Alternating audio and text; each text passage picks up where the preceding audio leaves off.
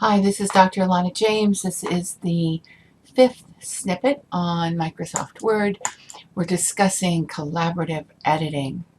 But before I actually get into the track changes and collaborative editing tools, let me just make some comments about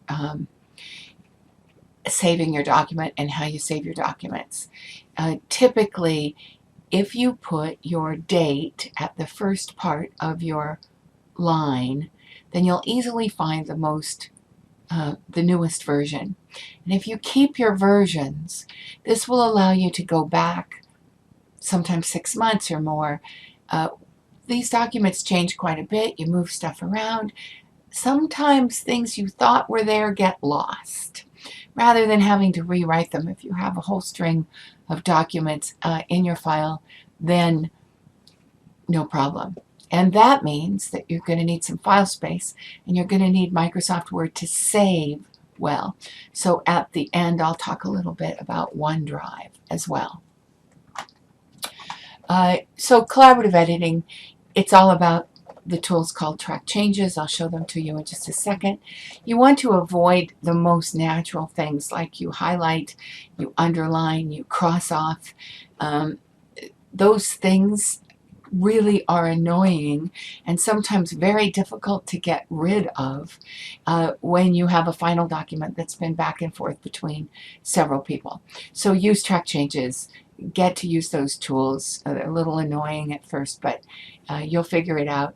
And over the long haul, you won't be at the end trying to get rid of some highlight. You can't figure out how somebody put it there. So you're going to review the changes, and I've written out how you do it in the slides, and I'll show it to you in just a second. And then the most important thing is that when you are finishing, that you get rid of all those changes and you resave it using the new save tools to get rid of formatting, and I'll show you that as well. Because you want to send it off without having all your collaborative formatting, other people who've read it, show up to whomever is reviewing it. So, and if you have saved it to OneDrive, you'll have both the ones that are clean and the ones that have reviews on them in your previous versions. So your good digital habits include that you've put your date on each one, you've saved it all the time to OneDrive, and OneDrive will save it automatically as you go. But you need to make sure that you've got the on showing in order to have that happen. So again, in a second, I'll show you what all that means. So now you've got a document in front of you, and you're collaboratively going to make some comments. Very good if you might have 2 or 3 people working together as you go through the dissertation process. It's really useful to have other people take a look at what you're doing. So you would want them to go to track changes and make sure it's turned on, that it's highlighted here. All markup, you can have just a few things show, but I like to have everything show, so when I want to get it done at the end, I can take everything away, and that will show you that it's everything: insertion, deletions, formatting. You could say, I don't care about the formatting changes, I just want to see their notes and spelling changes, that kind of thing. You can make some choices there. And then if you like to have them off to the side, you can have a review pane. So as an example, I'm just going to take this second paragraph here. He has something first, second, and third, and I just think that they ought to be reversed. So I moved it. It turned red. It shows them moving. And I don't particularly care for navigation panes, actually. It shows that something went in, and then I'm going to make this second and this first. And I like this kind of setup so that what the changes that I make come out over here with who they were and what the change was. And let's just say I deleted that, and it shows you what was deleted.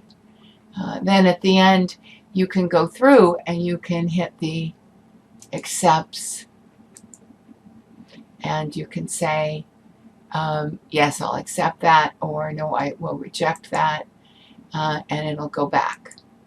And you can go through them one by one. And very handy. You can also accept all the changes, which you might do at the very end when you've worked it all the way through. You've sent them all through, you've stopped tracking, and then now you want to save a clean document. So you want to save a copy as a Word doc. I'm going to say marked up as my title, change the title a little, and save it. It's updating to Microsoft Word or to OneDrive. So you want to save a document you've been working on, but you want to avoid the embarrassment of sending a document to someone for review when it's got some other reviewer comments on it.